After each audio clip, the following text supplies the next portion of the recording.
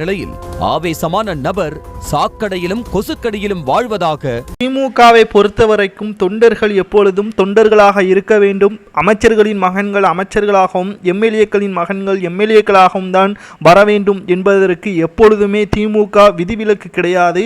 அதே பாணியே தற்பொழுது KN நேரு அவர்கள் செய்துள்ளார். குறிப்பாக KN நேரு அவர்கள் மேற்கு மண்டலத்தில் உள்ள மக்களுக்கு நலத்திட்ட உதவிகளை செய்வதற்காக அவரது மகன் மூலமாக அளிக்கப்பட வேண்டும் என்பதற்காகவும் அப்பொழுதுதான் அந்த தொகுதியில் அவர் போட்டியிட முடியும். வருகின்ற நாடாளுமன்ற தேர்தலில் MP தொகுதியை அவரது மகனுக்கு வாங்க வேண்டும் என்பதற்காக ஏற்கனவே அறிவாலயத்தில் பல போராட்டத்தையும் செய்து வருகிறார் KN நேரு அவர்கள். ஆனால் அவர் நினைத்தபடி KN நேரு அவர்களின் மகனுக்கு அப்பகுதி மக்கள் ஆதரவு தெரிவிக்கவில்லை. வந்து உடனேயே செருப்பால் வீசிய காட்சிகளும், மேலும் எங்களது தொகுதியில் வெள்ளத்தால் பாதிக்கப்பட்ட பொழுது எந்த ஒரு நலத்திட்ட உதவிகளும் செய்யவில்லை. தேர்தலையொட்டி நீங்கள் நாடகமாடுவது நாங்கள் ஏமாற மாட்டோம். இனி ஏமாந்தது போதும், இனிமேல் விழித்து கொள்ளப் போகிறோம் என்பதற்கேற்பதான் அவர்களது செயல்பாடுகள் இருந்தது. அதிர்ச்சியில் திமுகவின் தொண்டர்கள் அங்கு உள்ளவர்களை சமாதானப்படுத்தும் நோக்கத்துடன் செயல்பட்டார்கள். ஆனால் இனி திமுகவின் எச்ச வேலை இனி நடக்காது என்பதற்கேற்பதான் நாடாளுமன்ற தேர்தலில் தற்பொழுது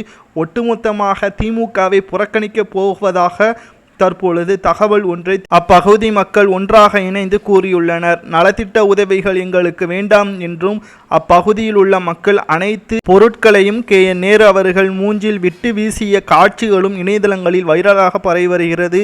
தற்பொழுது முதல்வர் ஸ்டாலின் அவர்கள் பிரான்ஸ் நாட்டிற்கு முதலீடுகளை ஈட்டுவதற்காக சென்றுள்ள நிலையில் ஏற்கனவே KN நேரு அவர்களால் பல பிரச்சனைகள் கட்சியில் ரீதியாகவும் மேலும் தமிழகத்திலும் பல பிரச்சனைகள் அவர் மூலமாக நடந்து கொண்டிருக்கிறது. புதிதாக அவர் மகன் மீதான பிரச்சனைகளும் அவரது தொகுதிக்கு MP சீட்டு வழங்குவதிலும் சிக்கல் ஏற்பட்டிருப்பதாக தகவல்கள் வெளியாகி இருக்கிறது. இதை பற்றி உங்களது கருத்துக்களை கமெண்ட் வாயிலாக கூறுங்கள்.